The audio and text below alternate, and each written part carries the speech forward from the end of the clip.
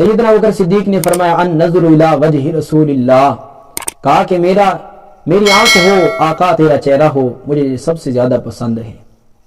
کتابوں میں لکھا ہے کہ ایک دفعہ حضرت ابوبکر صدیق آئے، یوں دروازے کے سامنے کھڑے ہوئے، آقا کے چہرے کو دیکھ کر واپس چلے گئے تو کسی نے پوچھا ابو بکر اے کیسے تھے؟ کہا بڑی دیر سے بھوک نے ستایا ہوا تھا، پیغمبر کا چہرہ دیکھنے کے بعد بھوک اتر گئی۔ ایک دفعہ حضور صلی اللہ علیہ وسلم کے چہرے اطہر کو دیکھتے ہوئے آنکھوں کو زور سے مسلا، کسی نے پوچھا ابو بکر یہ کیا کر رہے ہو؟ کہا کہ آنکھوں کو سزا دے رہا ہوں، پیغمبر کے چہرے کو دیکھتے ہوئے یہ جھکتے کیوں ہیں؟ سیدنا ابوبکر صدیق رضی اللہ تعالی عنہ جب لے کر چلے حضور علیہ السلام کو اور پہاڑ پر چڑھنے کا وقت آیا تو سواری تلاش کر رہے تھے۔ ابو جہل کو انہوں نے بتایا کہ جس کو تم تلاش کرنا چاہتے ہو اوپر اس کے قدم نہیں جاتے، چنانچہ وہ حضور کے متلاشی تھے۔ کہا کہ اوپر تو ابو بکر کے قدم جا رہے ہیں۔ ابو جہل نے کہا، اس وقت ایک جملہ ابو جہل نے کہا، اگر محمد تک پہنچنا ہے تو ابو بکر کے قدموں پر چلو۔ اس نے کہا جہاں ابو بکر ہیں وہیں محمد مصطفیٰ صلی اللہ علیہ وسلم ہوں گے۔ پھر میں کہہ دوں ابو جہل بہت بڑا کافر تھا، لیکن اس کو یقین تھا کہ نبی اور صدیق جدا نہیں ہو سکتے۔ آج کا بدبخت ابو جہل کا پیروکار نبی اور صدیق کو اکٹھا سویا دیکھ کر بھی یقین نہیں کرتا۔ اللہ کا قرآن کہتا ہے إِلَّا تَنْصُرُوهُ فَقَدْ نَصَرَهُ اللَّهُ إِذْ أَخْرَجَهُ الَّذِينَ كَفَرُوا ثَانِيَ اثْنَيْنِ إِذْ هُمَا فِي الْغَارِ إِذْ يَقُولُ لِصَاحِبِهِ لَا تَحْزَنْ إِنَّ اللَّهَ مَعَنَا۔ علماء نے اس پر بھی ایک عجیب نکتہ لکھا ہے کہ جس وقت غار کے اندر جانے کا وقت آیا، ثَانِيَ اثْنَيْنِ إِذْ هُمَا فِي الْغَارِ، وہ کونے سے ایک دوسرا جو اپنے ساتھی سے کہہ رہا ہے کہ لا تحزن ان اللہ معنا، اس میں ہر شخص دوسرا ہے، نبی صدیق کے دوسرے ہیں، صدیق نبوت کا دوسرا ہے، لیکن علماء نے اس پر تحقیق یہ لکھی ہے کہ یہاں ثانی اثنین سے مراد آقا کی ذات گرامی ہے۔ اللہ پیغمبر سے کہہ رہے ہیں، اللہ پیغمبر اسے کہہ رہے ہیں، محمد صلی اللہ علیہ وسلم اس وقت دوسرے تھے جو دو غار میں گئے، اس لیے کہ ہر مقام پر صدیق دوسرے نمبر پر رہے، مگر جب غار میں اندر جانے کا وقت آیا تو صدیق پہلے گئے، حضور بعد میں گئے۔ صدیق پہلے چلے گئے اور پہلے جا کر صدیق اکبر نے غار کی صفائی کی اور صفائی کر کے پیغمبر کو بلایا، اور اس غار میں بہت سارے سوراخ تھے۔ صدیق اکبر رضی اللہ تعالی عنہ نے ان سوراخوں کو اپنی پگڑی کے کپڑے سے بند کیا، ایک سوراخ باقی رہ گیا، کپڑا ختم ہو گیا، وہاں صدیق نے اپنا پاؤں دبا دیا، اس سوراخ سے کالا آیا، اس نے آ کر ڈسا۔ او کالے ڈسا کیوں؟ اس کالے نے بھی کہہ دیا ڈسا اس لیے ہے کہ نبی اور صدیق کو اکٹھا دیکھ کر برداشت نہیں کر سکتا۔ ایک کالے نے وہاں اکٹھا دیکھ کر برداشت نہیں کیا، دوسرا کالا آج مزار میں اکٹھا دیکھ کر برداشت نہیں کرتا۔ اور ہوا کیا، کالا ادھر سے آیا تو صدیق اکبر کپڑے دے چکے تھے، غار کا سوراخ بند ہے۔ اشارہ کر کے بتایا گیا کہ جہاں نبی اور صدیق اکٹھے ہوں وہاں قیامت تک موذیوں کے داخلے بند ہیں۔ نبی اور صدیق غار میں اکٹھے تو موذی کا داخلہ بند، نبی اور صدیق مزار میں اکٹھے تو موذی کا داخلہ بند۔ پھر ایک جملہ کہنا چاہتا ہوں، موذی ایران کا ہو تب بھی داخلہ بند، اگر ہندوستان کا ہو تب بھی داخلہ بند۔ میں عرض یہ کر رہا تھا کہ حضور صلی اللہ علیہ وسلم کو سب صحابہ کرام دیکھتے تھے، سیدنا ابوبکر صدیق چاہتے تھے کہ میں اکیلا دیکھوں اور کوئی نہ دیکھے، اور جب صدیق نبی کو لے کر غار میں گئے تو صدیق نے سوچا اب اگر حضور کو سامنے بٹھا کر دیکھتا ہوں تو نظر میری پہاڑ پر بھی پڑے گی، اس جالے پر بھی پڑے گی جو مکڑی نے تنا تھا، یہ سب چیزیں مجھے نظر آئیں گی، اور تمنا تھی ان نظر الی وجہ رسول اللہ، صرف میری نگاہ ہو پیغمبر کے چہرے پر جائے اور کہیں نہ جائے۔ اللہ نے طریقہ سکھایا، صدیق جھولی پھیلا، پیغمبر کے سر کو اپنی جھولی میں رکھ۔ علماء لکھتے ہیں کہ صدیق نے محبوب کو اپنی گود میں یوں لٹایا جس طرح سے رحل پر قرآن کا نسخہ کھلا ہوا ہو، اور اس پر بھی علماء کا اتفاق ہے کہ کم از کم 3 دنوں میں قرآن کو مکمل کرنا چاہیے۔ ایک وہ قرآن ہے جو الحمد سے والناس تک ہے، 30 پاروں کی شکل میں میری اور آپ کے الماروں میں رکھا ہوا ہے۔ ایک وہ قرآن عملی شکل میں ہے جو اماں عائشہ کے حجرے میں ہے۔ دوستو 30 پاروں کی شکل میں جو قرآن ہے اسے پوری دنیا نے پڑھا، لیکن اس عملی قرآن کو صرف پڑھا ہے تو ابو بکر نے پڑھا، اور پڑھا یوں ہے کہ اکیلے صدیق نے گود پھیلا کر محبوب کا سر اپنی گود میں رکھ کر اللہ سے بھی کہہ دیا ہوگا، صدیق پڑھ وَرَتِّلِ الْقُرْآنَ تَرْتِيلًا، آہستہ آہستہ پڑھ اور اس اندازے سے پڑھ کہ یہ پیغام، یہ مقام کسی کو حاصل نہیں ہوگا۔ علماء نے لکھا ہے کہ اس اندازے سے ابو بکر صدیق 3 دن اور رات تک محبوب کے چہرے کو دیکھتے رہے۔ کسی عاشق نے کیا خوب جملہ کہا کہ رخ یار کو تکتا ہوں غور سے، اسی لیے کہ پڑھتے ہیں اہل ذوق کتاب آہستہ آہستہ۔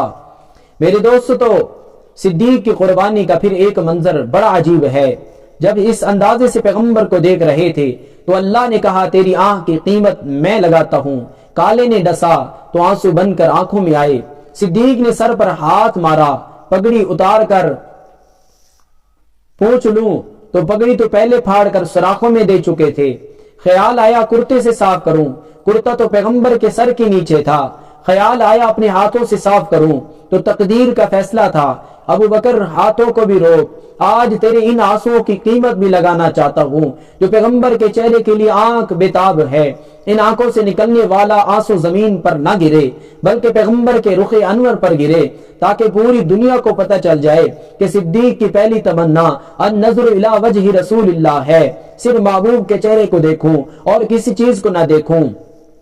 فرمایا صدیق وہ ہے فَأَمَّا مَنْ أَعْطَى، ابو بکر وہ ہے جس نے جان پیش کی ہے، ابو بکر وہ ہے جس نے مال پیش کیا ہے۔ میں بتا رہا تھا اللہ کے خلیل نے جان آگ میں دی، پیغمبر کے یار نے صدیق نے جان غار میں دی۔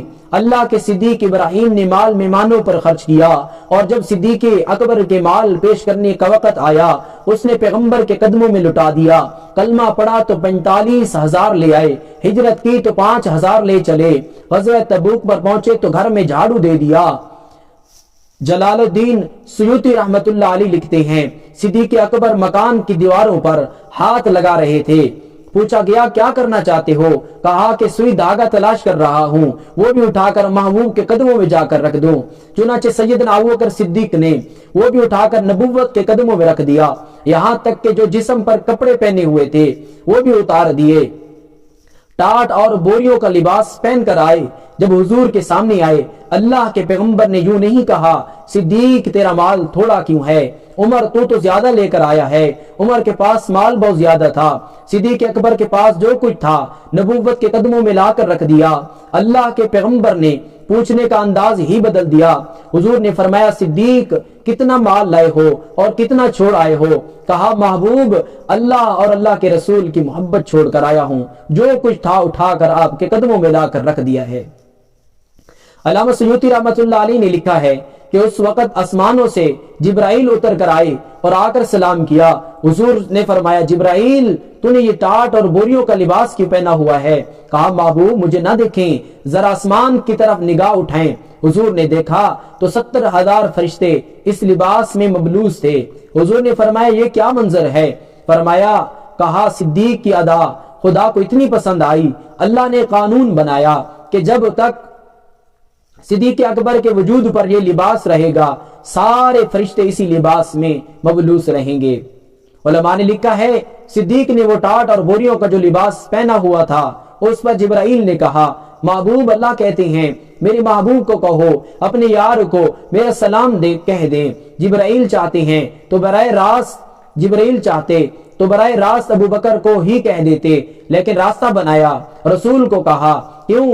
اسی لیے کہ صدیق سب کچھ آقا کی محبت میں دے رہا تھا، اسی لیے کہا کہ اس محبوب کو کہو محبوب تو اپنے یار صدیق کو میرا سلام کہے۔ علماء اس بات کو جانتے ہیں کہ یا صدیقہ کو خدا کے سلام آئے یا صدیق کو خدا کے سلام آئے، اس باب کے حصے میں اللہ کے سلام آئے یا اس بیٹی عائشہ صدیقہ کے حصے میں اللہ کے سلام آئے۔ اور پھر آپ غور کریں جس وقت سلام پیش کیے گئے اللہ نے فرمایا محبوب اپنے یار ابو بکر سے کہے صدیق اب جس حال میں بیٹھے ہو اللہ کہتا ہے کیا تو مجھ سے راضی ہے؟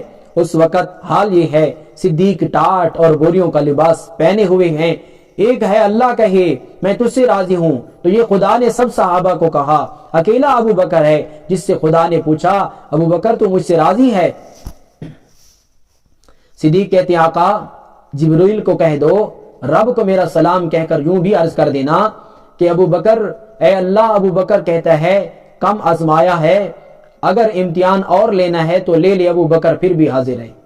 اللہ کے یار کا بھی امتحان، نبی کے یار کا بھی امتحان، خلیل اللہ کا امتحان جان پیش کر، صدیق کا امتحان جان پیش کر، خلیل اللہ کا امتحان مال پیش کر، صدیق کا بھی امتحان مال پیش کر، خلیل کا امتحان تھا وطن پیش کر، اور بائبل چھوڑ کر مکہ آیا، صدیق کا امتحان وطن پیش کر، یہ مکہ چھوڑ کر مدینہ آیا۔ جب اللہ کے خلیل آئے بیوی بچے ساتھ لے کر آئے، جب صدیق آئے تو بیوی بچوں کو چھوڑ کر پیغمبر کو ساتھ لے کر آئے۔